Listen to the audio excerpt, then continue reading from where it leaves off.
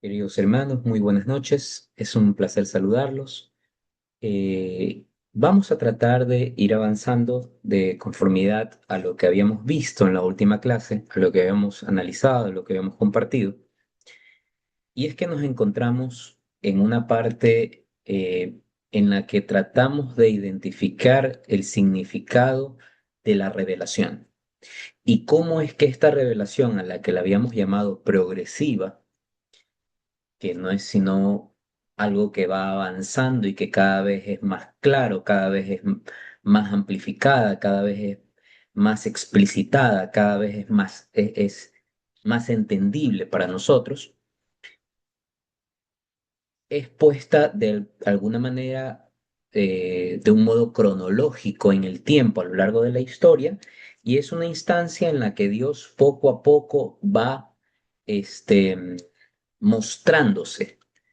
¿Ya? Y dentro de este mostrarse va, valga la redundancia, revelando cuál es su designio de amor con el ser humano.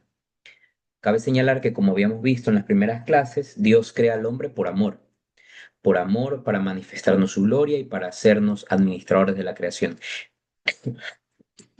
Perdón, pero la razón fundamental de la creación del hombre es por amor. Entonces, en la revelación progresiva, Dios da a conocer su designio amoroso a lo largo de la historia de la creación, a lo largo de la historia de la salvación. Y es así que partimos desde Adán y Eva, que es como el punto inicial, el X sub cero, el X cero de toda esta historia de la salvación del hombre, que empieza con la creación, que es el evento en el cual Dios, poniendo de manifiesto su infinito amor por nosotros, nos crea. ¿Y dónde está o dónde radica el amor de Dios? No podemos simplemente reducirlo al hecho de la creación como tal, sino al cómo de la creación. No es que Dios nos ama solamente, perdón, no es que una razón por la cual podemos entender que Dios nos ama es porque nos crea, sino es cómo nos crea inmaculados, nos crea puros, nos crea para ser felices. Dios creó al hombre para ser feliz. Y no es que después del pecado no podamos serlo. Pero la diferencia es que después del pecado, ser feliz no viene en una cajita feliz de McDonald's. Ser feliz no es una cosa que te llega por AliExpress, por Temu o por Shein. Ser feliz es un estado, es una realidad que el hombre la tiene que ir construyendo, ¿ya? Por tal motivo es que muchas veces en nuestra vida nosotros podemos encontrar situaciones en las que pensamos que no hallamos la felicidad. Y no es porque sea que no la hallemos, sino porque estamos supeditando el ser felices a estándares que no son nuestros. Porque decimos, ok, yo quiero ser feliz en la medida en que tenga la plata que tiene la otra persona.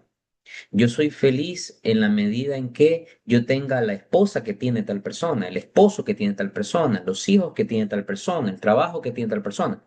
O muchas veces alguien podría decir, no, no, no, yo no veo en función de otra persona, yo lo quiero para mí. Sí, pero luego me frustro porque no tengo la casa que quisiera tener, pero muy probablemente no la tengo porque no he trabajado adecuadamente para tenerla o porque dentro del trabajo que estoy haciendo me falta todavía perfeccionar. Y no es una psicología barata la que intento venderles, es una realidad pragmática. Muchas veces tenemos problemas matrimoniales, problemas en nuestras parejas, problemas con nuestros hijos, problemas en nuestras familias, con nuestros papás. Siempre sin ánimo de ser trágico o dramático, pero siempre ante un problema. Sí, ciertamente, uno identifica cuáles son las cosas que le generan problema a uno, el trabajo, los hijos, los padres, la pareja, cualquier situación. Pero antes, o mejor dicho, una vez que he identificado lo que me genera ese problema, tengamos la suficiente humildad, sencillez y sensatez para también cuestionarnos qué es lo que he hecho yo que me ha puesto en esta situación. Claro, Hay situaciones en las que definitivamente no cabe mayor análisis porque si viene una persona y me agrede de la nada y me cae a coscorrones y intenta dañarme de la nada, entonces definitivamente uno no podría decir, ¿qué hice yo? Bueno, no hice nada. Pero lo normal es que en nuestra vida nos pasan cosas porque algo generó eso que nos pasa. Nos transcurren sobre nuestras vidas situaciones que no siempre, en su mayoría, no son aleatorias, no son estocásticas, no son producto del azar. Es decir, no tengo una discusión con mis hijos por producto del azar. Tengo discusiones con mi hijo por un comportamiento inadecuado de ellos o un comportamiento, en el peor de los casos, que tienen ellos pero que aprendió de mí, o por doctrinas, filosofías o enseñanzas que yo les he infundido a mis hijos que a lo mejor no son las correctas. Tengo problemas con mi esposa porque probablemente no he sido un esposo que está a la altura, porque también estoy fallando. Nada es 100% blanco o 100% negro, siempre hay matices. Claro, luego la discusión estará en dónde está el mayor peso de responsabilidad y es ahí donde nos enfrascamos muchas veces, cuando deberíamos enfocarnos en dónde está la solución al problema.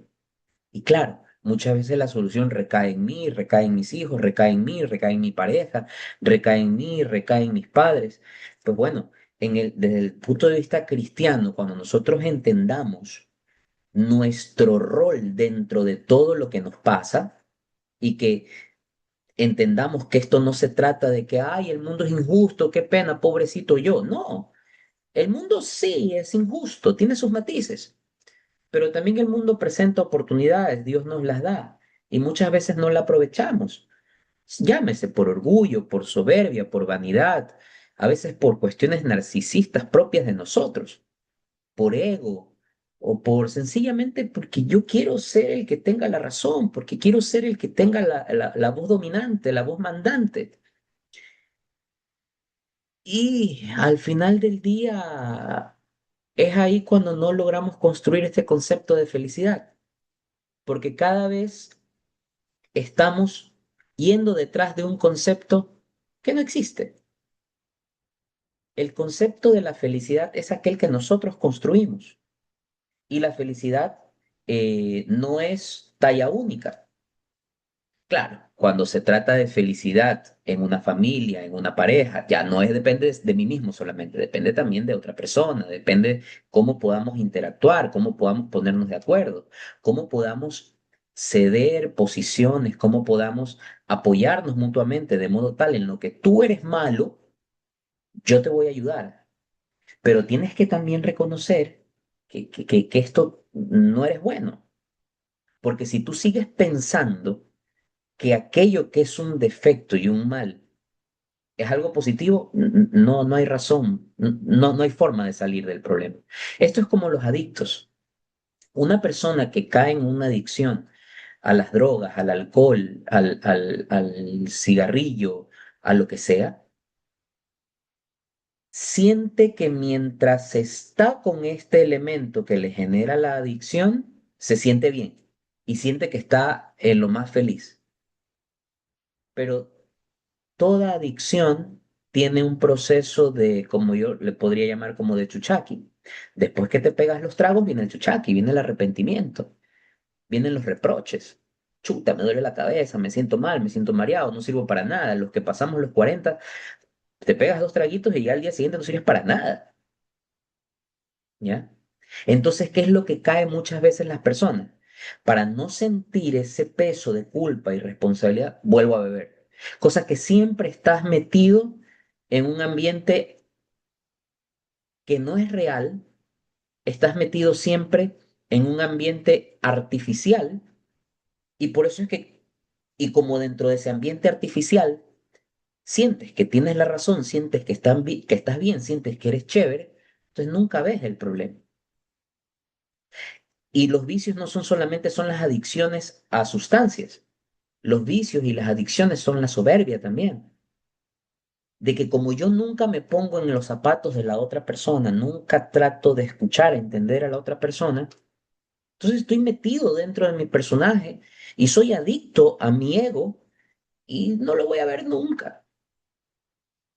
Por eso es que el concepto de felicidad se aleja de nosotros. Pero no es el mundo el que aleja de nosotros el concepto de felicidad, no es Dios, somos nosotros mismos.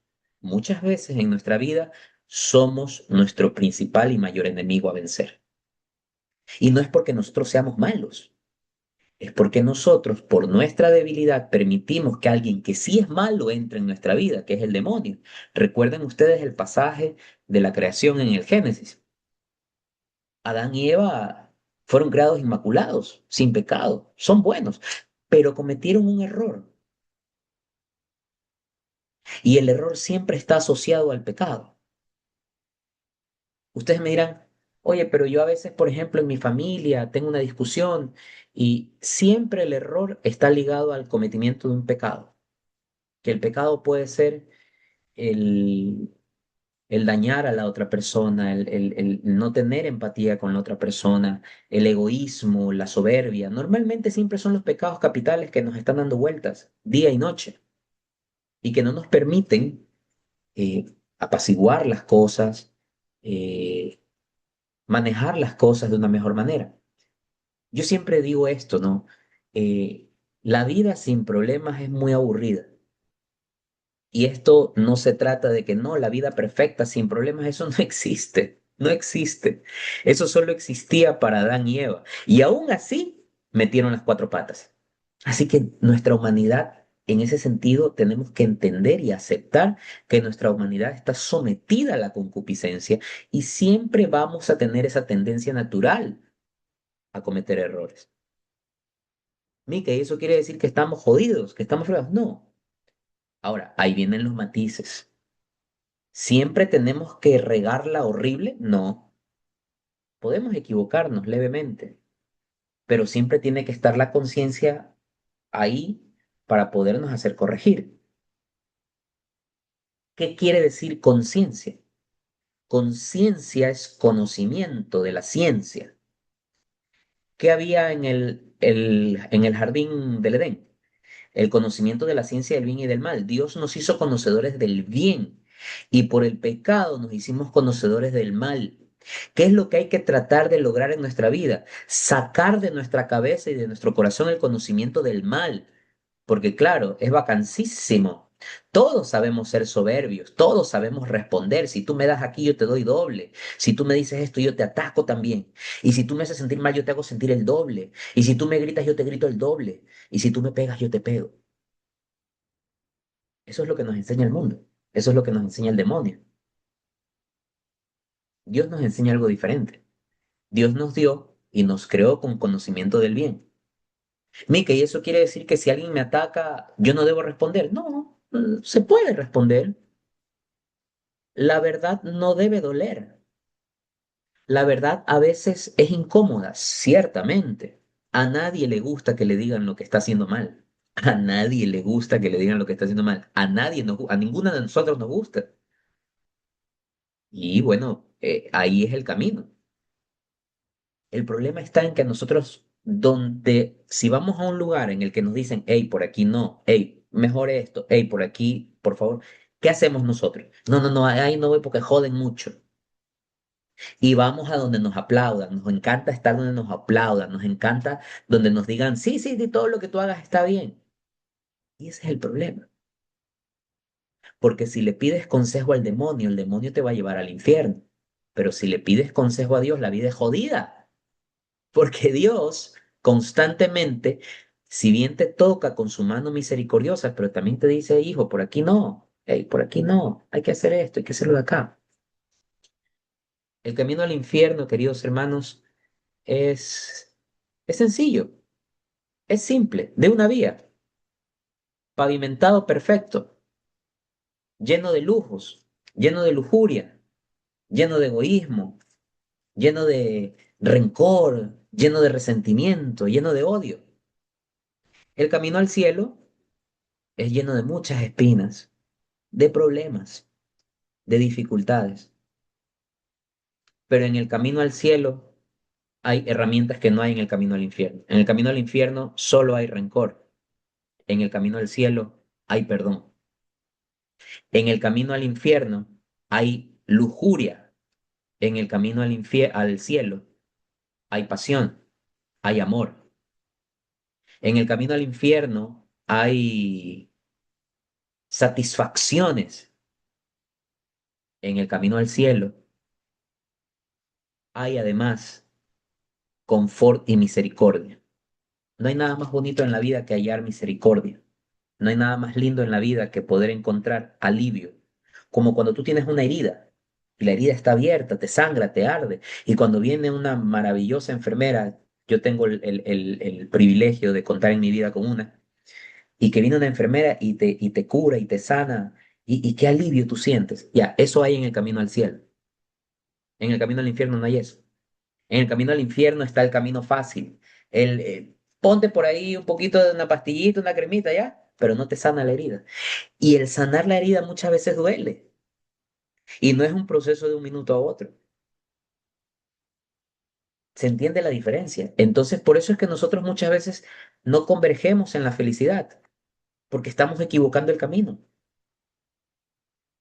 Entonces, dentro de esta revelación en la que Dios se da a conocer, en la que nos da a conocer sus designios, en esta revelación progresiva, Dios, en pocas palabras, nos está dando la hoja de ruta, la receta y el camino para ser felices.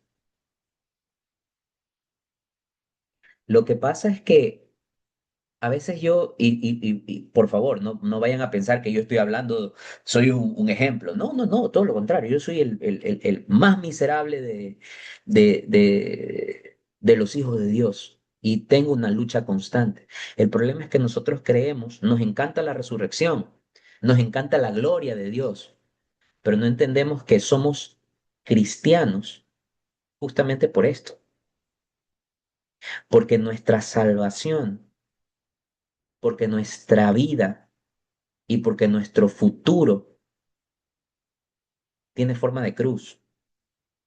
Claro, uno lo ve ahí a Cristo en una figurita de una cruz y uno dice, ay, bello, chévere, Diosito. Sí, pero Dios siendo Dios, siendo un ser excelso, todopoderoso, maravilloso, bien, tuvo que someterse a una cruz, tuvo que someterse a insultos, latigazos, humillaciones, por amor a ti y por amor a mí.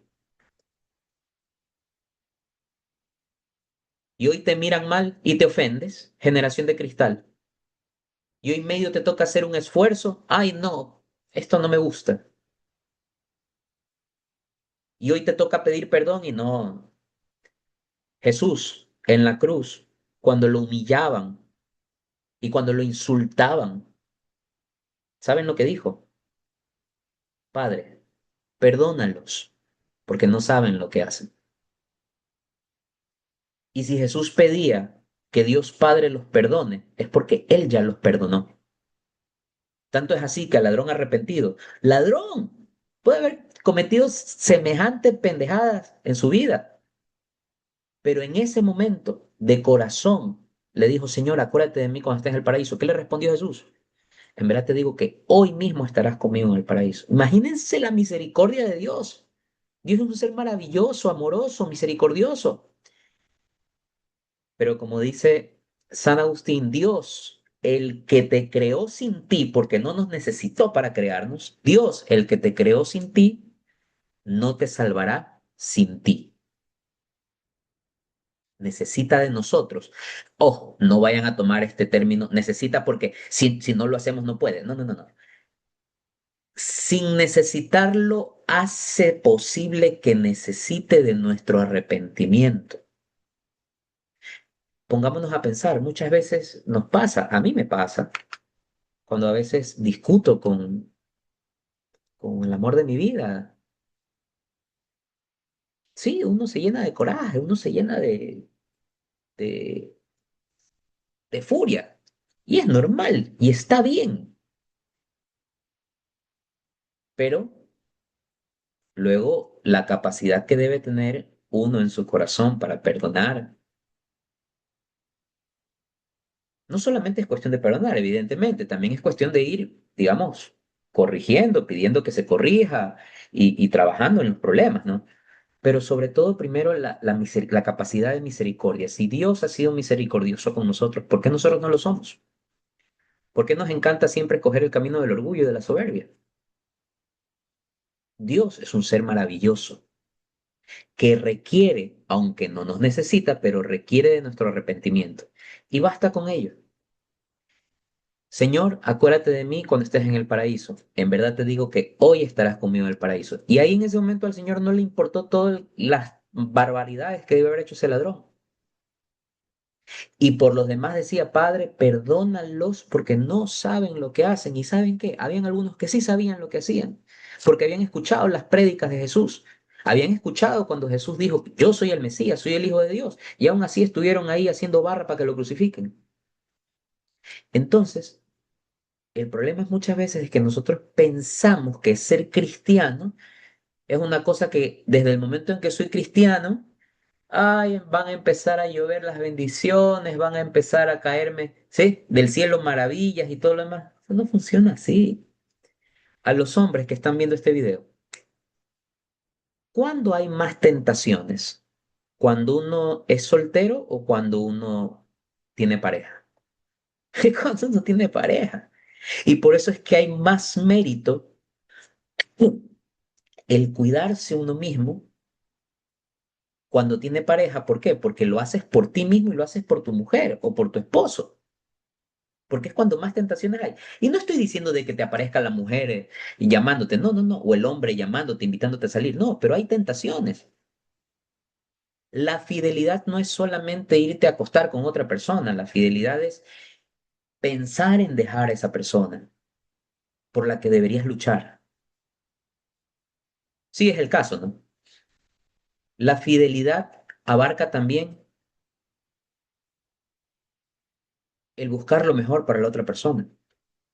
Fidelidad implica el no buscar mecanismos para hacerle daño a la otra persona. Voy a hacer de cuenta que no existe. Y eso es lo que nos pasa siempre. La fidelidad no es solamente irte a acostar con otra persona, darle la mano a otra persona, darle un beso a otra persona, pensar lujuriosamente en otra persona. La fidelidad realmente, y ahí adquiere un término de lealtad. Por ahí vi una publicación que me gustó mucho y la compartí en una red social, ¿no? Decía que a la pareja se la conoce más no solo cuando está contigo, sino cuando no está contigo.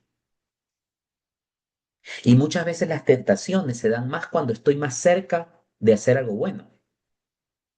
¿No les ha pasado a ustedes que cuando están yendo a misa, cuando están tratando de leer la Biblia, cuando están tratando de llevar una vida de oración, cuando más aparece el demonio? Y es que es obvio, pues. Esto es un tema de marketing, marketing espiritual.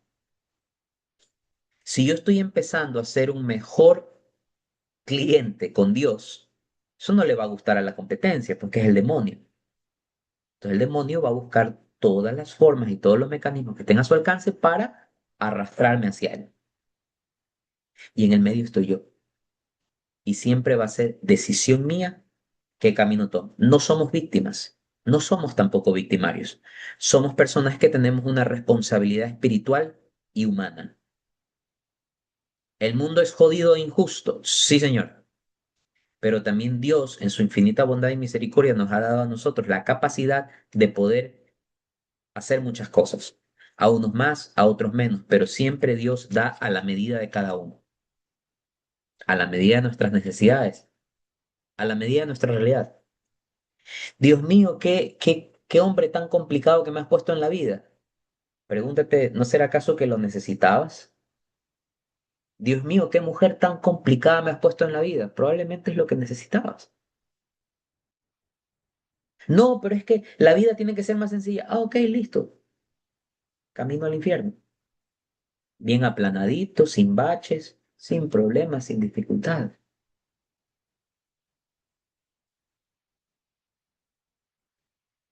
Alguna vez escuché de alguien muy cercano una frase que decía, es que no hay que sufrir. Sí y no. Uno no tiene que buscar sufrir, es evidente. Si yo tengo hambre, pues voy y me preparo una comida. No tiene sentido hacerme la víctima y cuando quiero, me explico. Si tengo sueño, pues voy a dormir. No tiene sentido hacerme la víctima y quedarme despierto cuando tengo sueño. Pero el sufrimiento no es el problema, sino el sacrificio. Y los que son padres me entenderán cuando uno dice, chuta, tengo $5. Me podría con estos $5 comprar una cervecita y un medio quesito, un cuadrito para comer con ají. O estos $5 le podría destinar para mis hijos mañana y su colación del colegio. Normalmente un buen padre, ¿qué hace? La cervecita para después. ¿Sufres por eso? No, pero es un sacrificio que en última instancia podría generar un nivel de sufrimiento porque te estás absteniendo de algo. Lo mismo pasa en la familia, en las parejas. Oye, ahorita lo que me gustaría es mandar todo a la punta de un cuerno e irme a beber con mis amigos y ya está. Pero Dios me ha puesto a la persona que tengo ahí al lado y es mi responsabilidad también cuidarla y agradecerle a Dios por todo lo que me da, no solo de palabra, porque decir es bonito, obrar es lo chévere. Entonces, en este camino de revelación progresiva, Dios nos da a conocer sus designios y en pocas palabras, como les decía, nos está dando la receta para ser felices. Nos da la receta para ser felices. Y ya depende de cada uno de nosotros en qué medida tomamos o no esa receta. ¿Ok? Bien, entonces, volviendo al tema de la revelación, hablamos de Adán y Eva, luego hablamos de Noé y la necesidad en la que Dios estableció una alianza con su pueblo por cuanto el pecado había entrado en el mundo y todo se había ido para el carajo. Luego estableció Dios una nueva alianza con Abraham, que era Abraham y se convirtió en Abraham. Ya esa historia la conocen ustedes, ya la vimos la clase anterior. Y miren qué bonito, cómo este pasaje bíblico, esta etapa de la revelación progresiva de Dios, nos acerca mucho a esta etapa de acá, la etapa de Cristo en la cruz. Porque Dios Padre entregó a su Hijo único para que tú, para que ustedes que me están viendo y para que yo nos salvemos. Carajo, qué designio tan amoroso, qué amor tan grande que dar la vida por nosotros, que entregar a tu único Hijo por nosotros. ¿Qué fue lo que le pidió Dios a Abraham? Que entregue a su hijo Isaac, hijo que le había pedido con tanto ahínco, con tanta fe, con tanta devoción. Oye, tú no me has dejado tener un hijo y mira, yo tengo 100 años, mi mujer Sarai, Sara, que se hizo después Sara, 90 años y nunca tuvimos un hijo. Y Dios, que es un Dios de imposibles, hizo que tengan un hijo. Y después de haber pasado tanto tiempo para esperar tener ese hijo, luego Dios viene y dice, presta para acá. ¿Qué hizo Abraham? Diosito, no seas así, mira, no seas mala gente, mira, tanto que te pedí esto. ¿Qué hizo Abraham? Señor, si tú me lo pides, vamos ahí. A lo largo de la historia de la salvación, a lo largo de la revelación, nos vamos a encontrar con muchos personajes que qué tan maravillosos son y qué tanto de imitar. Casualmente, el 19 de marzo, que es una de las dos fechas en las que se conmemora el Día del Hombre, que evidentemente a nadie le importa, pero nunca se acuerdan del Día del Hombre, pero es en honor a San José. A San José. Fíjense el rol de San José. Hay una oración muy bonita dentro de la novena de San José que dice algo así como, enséñanos, San José, a hacer segundos, ¿sí? A hacer segundos. Les voy a leer la oración. Dice, enséñanos, José, cómo se es no protagonista, cómo se avanza sin pisotear, cómo se colabora sin imponerse, cómo se ama sin reclamar, cómo luchar frente a tanta desesperanza, Dinos, José, ¿cómo se vive siendo número dos? ¿Cómo se hacen cosas fenomenales desde un segundo puesto? Es maravilloso porque ciertamente el rol de José es vital, pero él supo ocupar la segunda fila, porque él cuidó de María, cuidó de Jesús, pero sin ser el padre biológico de Jesús, sin embargo, fue su padre. ¿Cuántos tienen hoy por hoy la oportunidad también de ser padres, de ahijados, de sobrinos, de entenados? Qué bonito que es esa capacidad que Dios nos da y que todo viene a partir de la obediencia que le damos a Dios, de la entrega que tenemos con Dios y de la predisposición que tenemos con Dios, como la predisposición que tuvo Abraham y como la predisposición que en su momento tuvo José, esposo de la Virgen María. Pero si no fuera suficiente, Dios en su designio amoroso avanza, avanza en el tiempo y se da a conocer más, se revela nuevamente.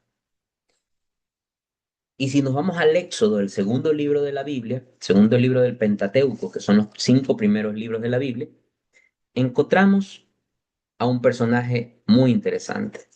Vamos al capítulo 2 del Éxodo. Dice, un hombre de la familia de Leví se casó con la hija de otro levita. Ella concibió y dio a luz un hijo, y al ver que era muy hermoso, lo tuvo escondido durante 3 meses. No pudiendo ocultarlo más, tomó una cesta de papiro, lo calafateó con betún y pez, puso dentro de ella al niño y la dejó entre los juncos a la orilla del río. La hermana del pequeño se quedó a poca distancia para ver lo que sucedía. Entonces, la hija del faraón bajó a bañarse el río y mientras sus doncellas paseaban por la orilla, vio la cesta en medio de los juncos y envió a una de sus doncellas para que la recogiera. Cuando la abrió y vio al niño que estaba llorando, se sintió conmovida y exclamó, es un niño hebreo. Entonces la hermana del pequeño dijo a la hija del faraón, ¿quieres que vaya a buscarte una nodriza hebrea para que te críe este niño? La hija del faraón le respondió, vete. La joven fue a buscar a la madre del niño, a quien la hija del faraón encargó, toma este niño y críamelo, yo te lo pagaré. La mujer tomó al niño y lo crió. Cuando se hizo grandecito, se lo llevó a la hija del faraón, la cual lo adoptó y le dio el nombre de Moisés, diciendo, yo lo saqué de las aguas. Entonces aparece un hombre que también es un hombre justo, un hombre que haya gracia ante los ojos de Dios y que tiempo después, cercándonos al capítulo 3 del Éxodo, ocurre que Dios se acuerde de su promesa, de la promesa que le hizo a Noé y la promesa que le hizo a Abraham. Y dice, mucho tiempo después murió el rey de Egipto, los israelitas esclavizados. En este momento hay que entender que los israelitas estaban esclavizados bajo el faraón, bajo el yugo del faraón. Gemían y clamaban, y sus gritos de socorro llegaron hasta Dios desde su esclavitud. ¿Qué había prometido Dios? Primero, nunca destruir a la humanidad y que iba a ser a Abraham padre de muchedumbre, es decir, que iba a haber una generación de gente justa y buena. Pero en este momento hubo un problema. El pueblo de Dios estaba siendo esclavizado. Dios escuchó sus lamentos y recordó la promesa que le había hecho a Abraham, Isaac y Jacob. Dios se fijó en los israelitas y comprendió su situación. Moisés pastoreaba el rebaño de Jetro, su suegro, sacerdote de Madián. Transhumado por el desierto, llegó a Horeb, el monte de Dios, y allí se le apareció un ángel del Señor, como una llama que ardía en medio de una zarza. Al fijarse, vio que la zarza estaba ardiendo, pero no se consumía. Entonces Moisés dijo, voy a acercarme para contemplar esta maravillosa visión y ver por qué no se consume la zarza. Cuando el Señor vio que se acercaba para mirar, le llamó desde la zarza, Moisés, Moisés. Él respondió, aquí estoy. Dios le dijo, no te acerques, quítate las sandalias porque el lugar que pisas es sagrado. Y añadió, yo soy el Dios de tu padre, el Dios de Abraham, el Dios de Isaac y el Dios de Jacob. Moisés se cubrió el rostro porque temía mirar a Dios. El Señor siguió diciendo, le he visto la aflicción de mi pueblo en Egipto, he oído el clamor que le arrancan sus opresores y conozco sus angustias. Voy a bajar para librarlo del poder de los egipcios. Lo sacaré de este país y lo llevaré a una tierra nueva y espaciosa, a una tierra que emana leche y miel, a la tierra de los cananeos, hititas, amorreos, pereceos, jebeos y jebuscos. El clamor de los israelitas ha llegado hasta mí. He visto también la opresión a los egipcios. He visto también la opresión a que los egipcios los someten. Ve pues, yo te envío al faraón para que saques de Egipto a mi pueblo, a los israelitas. Mucha atención a esta parte. Moisés, tanto como Abraham y como Noé, y en su momento como José, hombre justo, se puso a decirle a Dios, ay no, Dios, ¿por qué me mandas a esta misión? Hoy, búscate otro más fuerte, ¿por qué a mí? El mundo es injusto. No, ¿qué hizo Moisés? ¿Ok? Listo. Pero Moisés hace una pregunta. ¿Quién soy yo para ir al faraón y sacar de Egipto a los israelitas? Y Dios le respondió, yo estaré contigo, y esta será la señal de que yo te he enviado. Cuando haya sacado al pueblo de Egipto, me daréis culto en el monte. Siempre lo que Dios nos dice a nosotros, tranquilo, mijo, yo estaré contigo. Y esa es la señal. Moisés replicó a Dios, bien, yo me presentaré a los israelitas y les diré, el Dios de vuestros antepasados me envía a vosotros, pero si ellos me preguntan cuál es su nombre, ¿qué les responderé yo? Ojo con esto. Dios contestó a Moisés, yo soy el que soy. Explícaselo así a los israelitas. Yo soy, me envía a vosotros. Y añadió, así dirás a los israelitas, el Señor, Dios de vuestros antepasados, el Dios de Abraham, el Dios de Isaac, el Dios de Jacob, me envía a vosotros. Este es mi nombre para siempre. Así me recordarán de generación en generación. Anda, reúne a los ancianos de Israel y diles, el Señor, el Dios de vuestros antepasados, el Dios de Abraham, de Isaac y de Jacob, se me ha aparecido y me ha dicho, he visto claramente cómo os tratan los egipcios y he determinado sacarlos de la aflicción para llevarlos a la tierra de los cananeos, hititas, amorreos, pereceos, jebeos y jebuseos, tierra que emana leche y miel. Ellos te escucharán entonces, irás con los ancianos de Israel al rey de Egipto y diréis, el Señor, el Dios de los hebreos, se nos ha manifestado. Permítenos hacer una peregrinación de 3 días por el desierto para ofrecer sacrificios al Señor nuestro Dios. Aquí hay un tema interesantísimo, que recién estamos entrando en la parte, a la parte pepa de esta siguiente fase de la revelación de Dios. Y es que Moisés le dice a Dios, oye, ¿y cómo les digo a ellos quién es el que me envía? ¿Ya? ¿Qué les digo? ¿Cómo me presento ante ellos, no? ¿Cómo les digo? Claro, porque hasta ese momento únicamente Moisés había visto una zarza ardiendo y que le dice, ¿sabes qué? Mira, quiero que tú liberes a mi pueblo. Vayas y liberes a mi pueblo de las garras del faraón.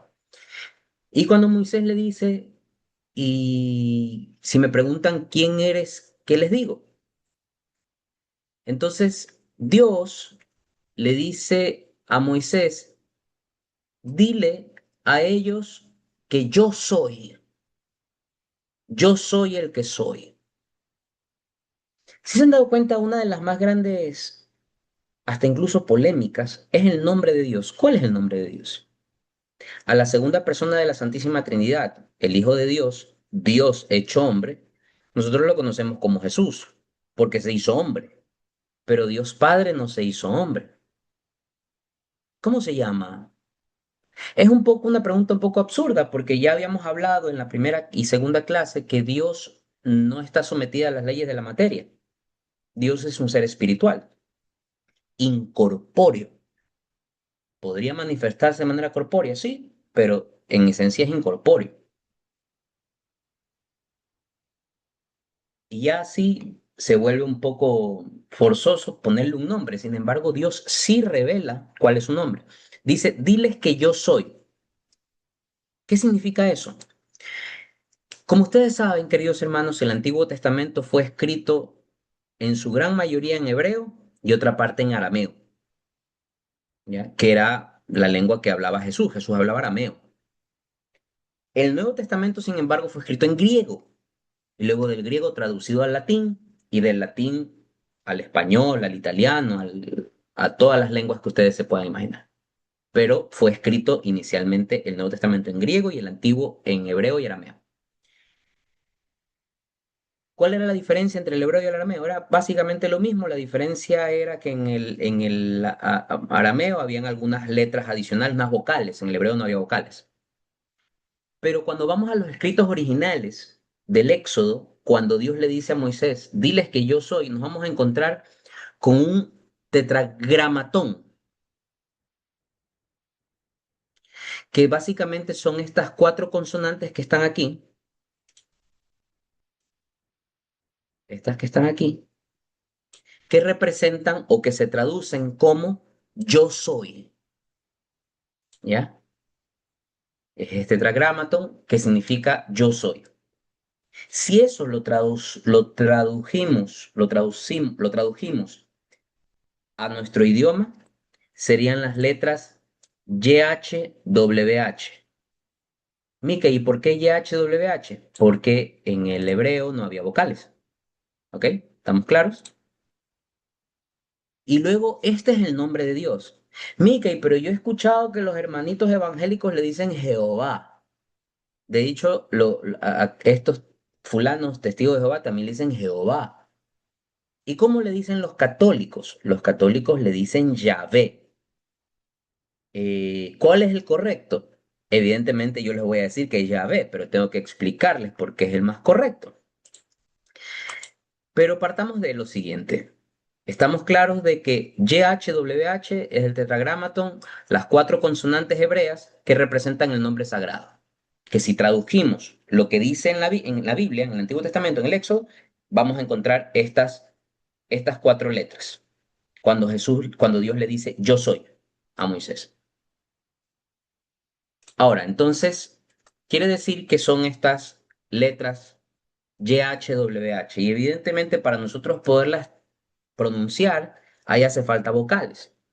Entonces, producto de ciertas composiciones, eh, como la palabra aleluya, Adonai, que representan, que hablan de Señor o Dios salva, etcétera, es que la traducción más exacta, más precisa y más correcta desde el punto de vista gramatical es cuando se le añade estas dos vocales y la palabra suena a Yahvé. Si ustedes le ponen de las vocales de Elohim o Adonai, ahí suena a Jehová, pero no es la traducción más correcta. La traducción más correcta es Yahvé. ¿Puede ser válida la traducción Jehová? Sí, pero la más correcta y más adecuada y que se apega a las traducciones históricas es Yahvé. Ah, por eso es que muchas veces nosotros en la misa escuchamos Yahvé Dios. Ya, Yahvé viene de este pasaje bíblico del Éxodo en la que Dios le dice a Moisés, diles que yo soy. Y ese yo soy en hebreo es el tetragramatón, que son estas cuatro letras, estas cuatro consonantes, que es YHWH. Y de aquí es donde sale el nombre de Yahvé. ¿Sí? ¿Estamos claros hasta ahí? Quería hacerles esa explicación para que quede claro, ¿no? Entonces, por ahora vamos a quedar ahí. Nos hace falta la segunda parte de esta revelación y posterior alianza que va a hacer Dios con Moisés, pero quisiera que nos quedemos hasta esta parte. En la siguiente parte concluiremos con estudiar la alianza de Dios con Moisés y su pueblo de Israel. Y luego hablaremos del magisterio de la iglesia y de las Sagradas Escrituras, o como lo conocemos hoy en día, la Biblia. ¿Sí? Queridos hermanos, que tengan una feliz noche, que Dios los bendiga. Espero que esta clase haya sido de mucho provecho. Cuídense mucho y nos vemos la próxima clase.